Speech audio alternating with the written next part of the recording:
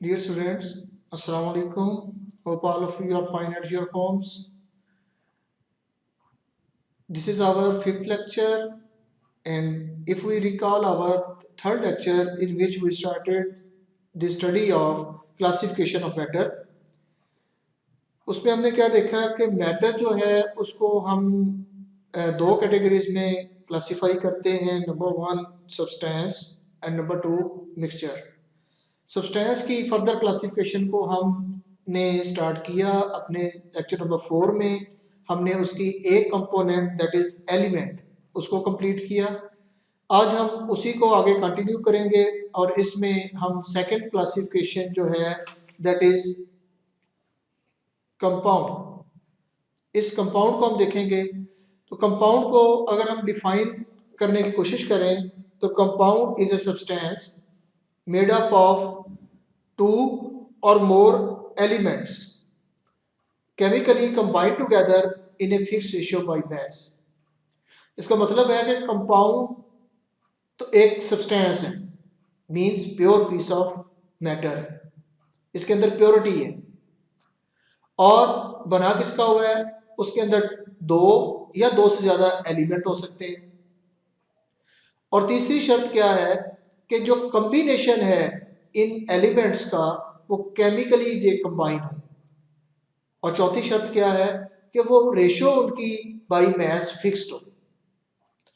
इसको अगर हम ये सारे करैक्टर होंगे तो वो एक कंपाउंड कहलाएगा, अदरवाइज हम इसको कंपाउंड नहीं कह सकेंगे, वो फिर एक मिक्सचर बन जाएगा।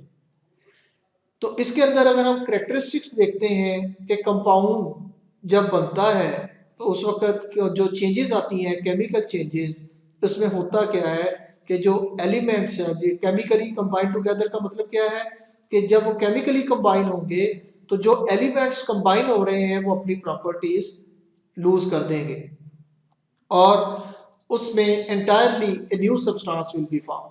फॉर एग्जांपल ये कार्बन है, जब ऑक्सीजन के साथ मिली तो इसने कार्बन डाइऑक्साइड बना दी। इसमें कार्बन खुद जलने की अहलियत रखती है और ऑक्सीजन जलने में मदद देती है, जबकि कार्बन डाइऑक्साइड उस आग को बुझाती है। इसी तरह हाइड्रोजन और ऑक्सीजन जब ये कंबाइन होते हैं तो हाइड्रोजन खुद जलती है, ऑक्सीजन जलने में मदद देती है, जबकि पानी उस आग को बुझा देता है। तो वाटर जो है वो आग को बुझाता है। इसका मतलब ये इन दो एलिमेंट्स के कंबाइन होने से जो न्यू सब्सटेंस बनी है उसकी केमिकल कंपोजिशन इंटायरली डिफरेंट है। और दूसरी अगर हम देखें तो जो कंपाउंड होते हैं उनको हम फिजिकल मीन्स के जरिए, मसलन उनको हम इवेपोरेट करें, उनको हम हीट करें, उनको हम जो है कोई भी अदर डिस्टिलेशन करें, कोई भी अदर फिजिकल मीन उसको यूज करें तो उसके जरिए हम कंपाउंड को ब्रेक नहीं कर सकते, उसको उसके कंपोनेंट में तकसीम नहीं कर सकते। तीसरी चीज जो हमने ऊपर पढ़ी दैट इज फिक्स रेशो। अगर हम इस कंपाउंड को देखते हैं, कार्बन और ऑक्सीजन मिले तो कार्बन डाइऑक्साइड बन जाए। इसका ये मतलब नहीं है कि जब भी कार्बन जो है वो ऑक्सीजन के साथ मिली और किसी भी मिकदार में हम कार्बन और ऑक्सीजन ले लें और उनको मिलाएं तो हमारे कार्बन डाइऑक्साइड मिल जाएगी, ऐसा नहीं है। हर दफा हमें जो ये रेशो है कार्बन की ऑक्सीजन के साथ वो एक मखसूस रेशो रखनी पड़ेगी जो इसकी जिसकी मदद से हम कार्बन डाइऑक्साइड को बनाने में कामयाब होंगे। इसको हम डिटेल में नीचे देखते हैं। अगर हम कार्बन का एटॉमिक मास देखें तो वो 12 है और ऑक्सीजन का 16 है। चूंकि कार्बन जो है तो उसका ऑक्सीजन जो है उसका दो यहाँ पर एटम्स वो इन्वॉल्व हैं, इसलिए उसका एटॉमिक मास को हम 2 से मल्टीप्लाई करेंगे और ये बन जाएगी रेशो 12:32। यानी 12 ग्राम अगर हम कार्बन के और 32 ग्राम जो है वो ऑक्सीजन के लें तो इस रेशो में हमें इसे मिलाना पड़ेगा। और इसको हम सिंपलेस्ट होल नंबर रेशो में अगर हम करना चाहें तो उसको दोनों तरफ हम 4 पे डिवाइड कर दें तो इससे क्या होगा कि ये रेशो बन जाएगी 3:8। अगर 3:8 में हम कार्बन और ऑक्सीजन को मिलाएंगे तो इन दोनों को मिलाने से हमें कार्बन डाइऑक्साइड मिलेगा, अदरवाइज ये कार्बन डाइऑक्साइड नहीं बन पाएगी। इसी तरह ऑक्सीजन और हाइड्रोजन और ऑक्सीजन जब आपस में मिलते हैं तो उनकी जो रेशो है 1:8 होती है, क्योंकि हाइड्रोजन का जो एटॉमिक मास है वो 1 है। यहाँ पर इसके 2 एटम इन्वॉल्व है तो 2 हो गया, और ऑक्सीजन जो है उसका एटॉमिक मास 16 है, 2 पे डिवाइड कर लें तो हो जाएगा 8, इसलिए 1:8 रेशो हमें लेना पड़ेगी बाई मास।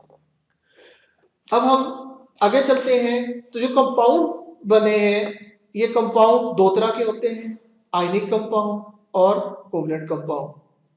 डिपेंड करता है कि किस तरह का एलिमेंट किस तरह के एलिमेंट के साथ मिल रहा है, और टाइप ऑफ द एलिमेंट जो है वो डिटरमिन करते हैं उनकी जो वैलेंस शेल के अंदर इलेक्ट्रॉन है, जिसे हम इलेक्ट्रॉनिक कन्फिग्रेशन कहते हैं, वो डिटरमिन करेगी कि कॉम्बिनेशन आयनिक होगा या कोवलेंट होगा। इसका ब्रीफ आइडिया हमने अपने प्रीवियस लेक्चर में उसको लिया है।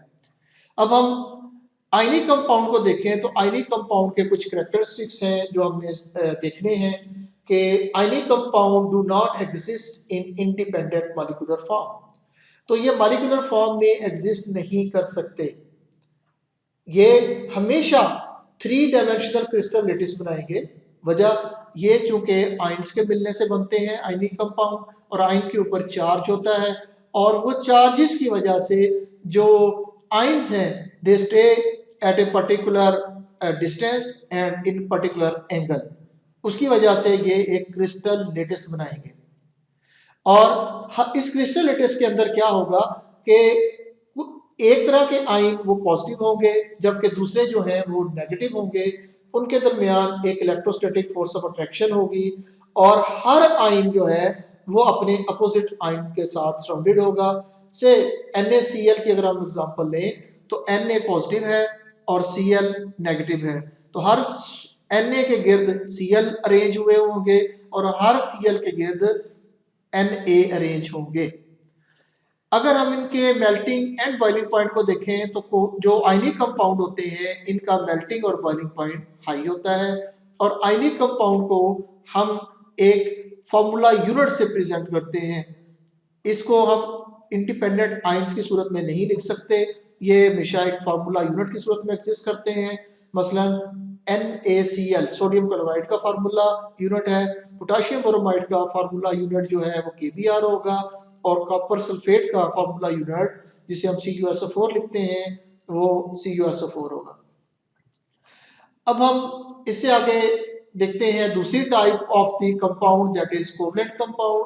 कोवलेंट कंपाउंड जो है ये मॉलिक्यूलर फॉर्म में एग्जिस्ट करते हैं, और मॉलिक्यूल जो एक इसका कोवलेंट कंपाउंड का होगा वो रिप्रेजेंटेटिव होगा पूरे कोवलेंट कंपाउंड का। जो कैरेक्टरिस्टिक कोवलेंट कंपाउंड के होंगे वही इस मॉलिक्यूल के कैरेक्टरिस्टिक्स होंगे।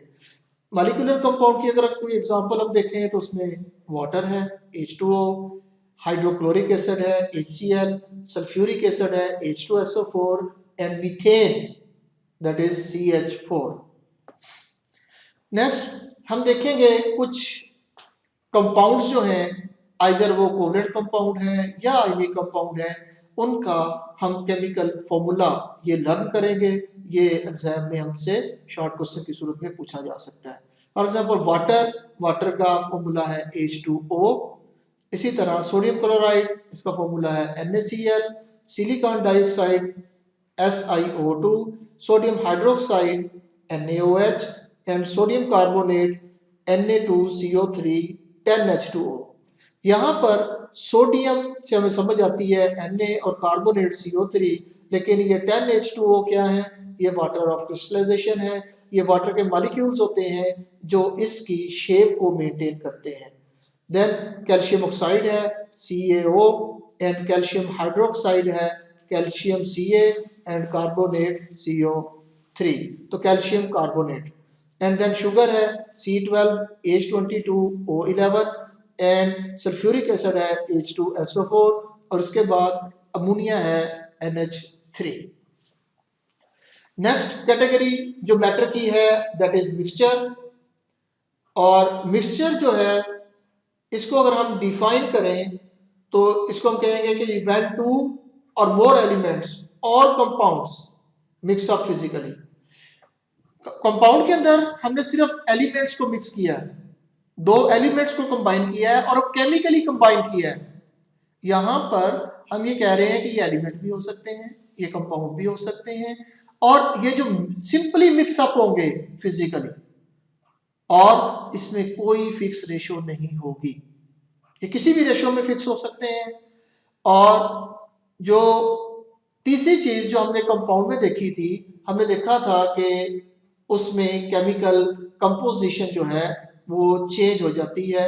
यहाँ पर अगर कम मिक्सचर बनता है तो सूरत में कंपोनेंट सब्सटेंसेस जो होती हैं जो आपस में मिली हैं, और यहाँ पर जो एलिमेंट्स हैं या कंपाउंड्स हैं जो जिनको हमने मिक्स किया है वो कंपोनेंट सब्सटेंसेस कहलाएंगी और वो अपनी प्रॉपर्टीज को रिटेन करेंगे।